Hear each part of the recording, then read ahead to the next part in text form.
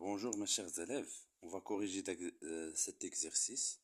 C'est un examen national 2017, session normale, PC.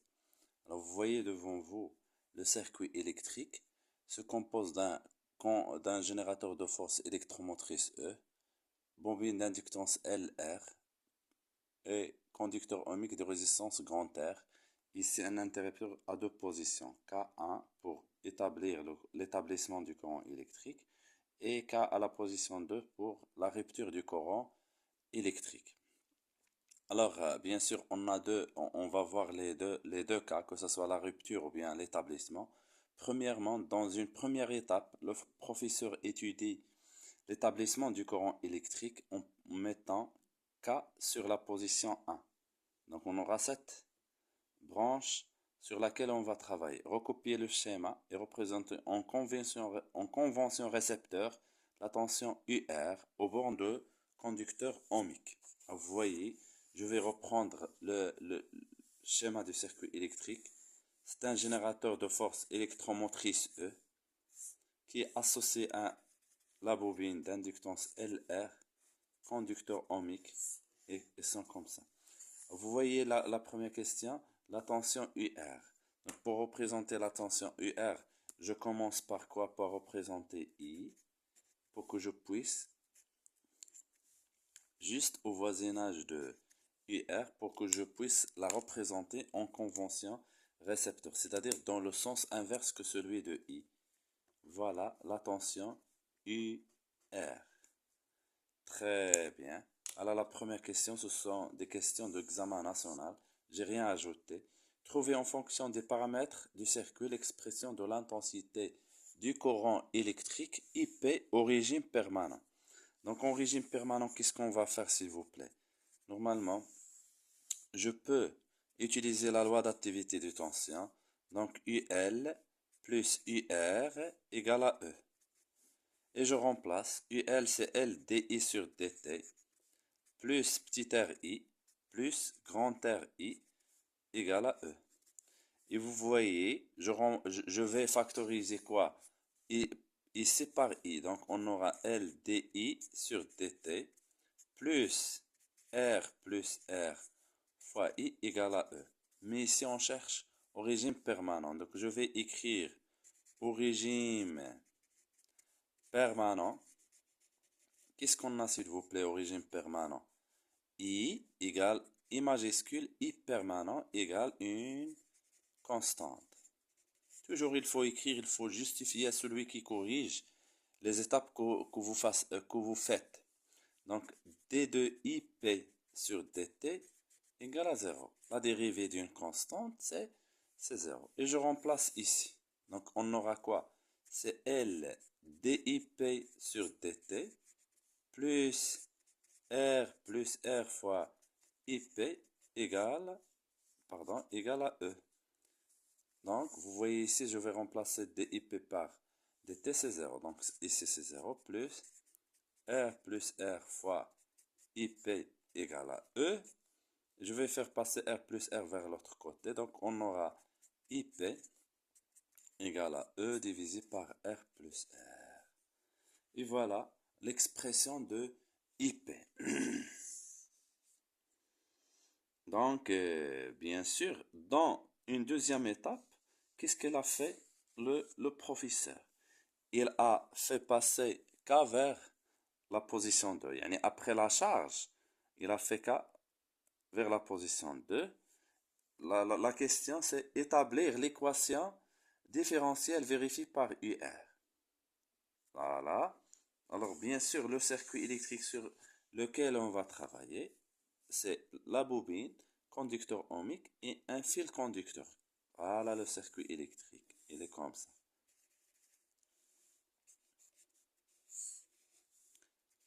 LR, R.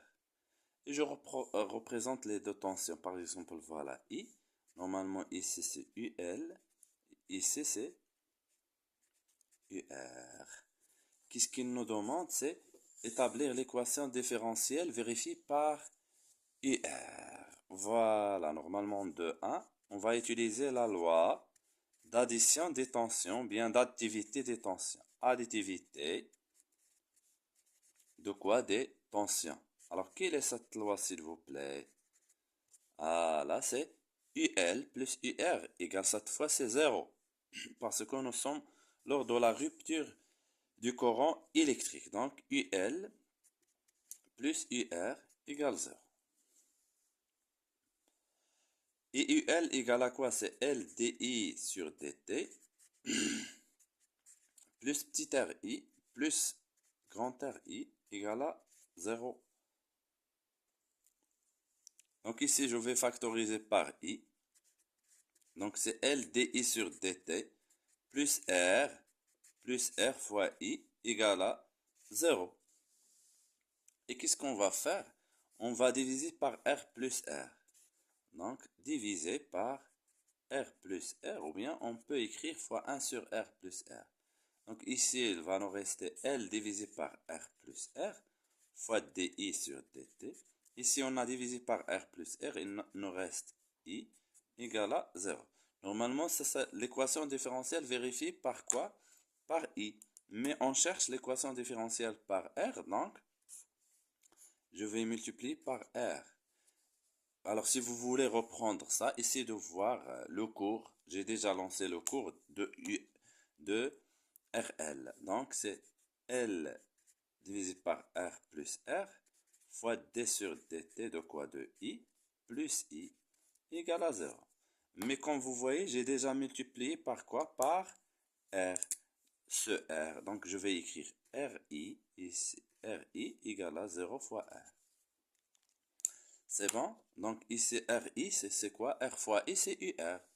Est-ce que vous voyez? Donc on aura L divisé par R plus R fois D de RI qui est égal UR par rapport au temps plus UR égale à 0. Et voilà l'équation différentielle régissant les variations de UR. Je pense que c'est clair. Alors je reprends toujours. Si vous avez des questions, n'hésitez pas. Alors la solution, c'est UR égale à R fois IP expo moins T sur taux. Trouvez l'expression de taux. Donc, la solution quoi s'il vous plaît? UR, c'est R fois IP expo moins T sur taux. Alors si vous vous rappelez bien, pour la dérivée, qu'est-ce qu'on fait? Pour la solution, on dérive du UR sur dt égale à la dérivée de expo moins t sur taux, c'est moins 1 sur taux, fois tout ça, R fois IP fois expo moins t sur taux. Voilà, on dérive et je remplace. On remplace dans l'équation différentielle. Très bien. Alors l'équation différentielle, elle est là. Donc c'est L divisé par R plus R fois DUR sur DT. C'est pour cela que j'ai fait la dérivée ici. Donc c'est fois quoi? Moins 1 sur taux fois RP, R fois IP fois expo moins T sur taux.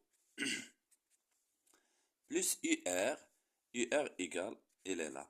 R fois IP expo moins T sur taux égale à 0. Alors bien sûr, on a dit quoi? Je dérive, je remplace et je factorise par l'expo. Vous voyez ici, c'est RIP, il est là. RIP, il est là. Donc je factorise par, je vais l'écrire. Donc on va écrire quoi s'il vous plaît? C'est R fois IP fois expo moins T sur taux. Il va nous rester quoi? C'est L divisé par R plus R fois moins 1 sur taux. Il reste ici, c'est plus 1. Égale à 0. Donc, qu'est-ce qu'on va dire, s'il vous plaît, après? Donc, pour que cette équation soit vérifiée, quel que soit t, il faut que ça égale à 0. Donc, L divisé par R plus R fois moins 1 sur taux plus 1 égale à 0. Donc, je vais faire passer ce 1 vers l'autre côté.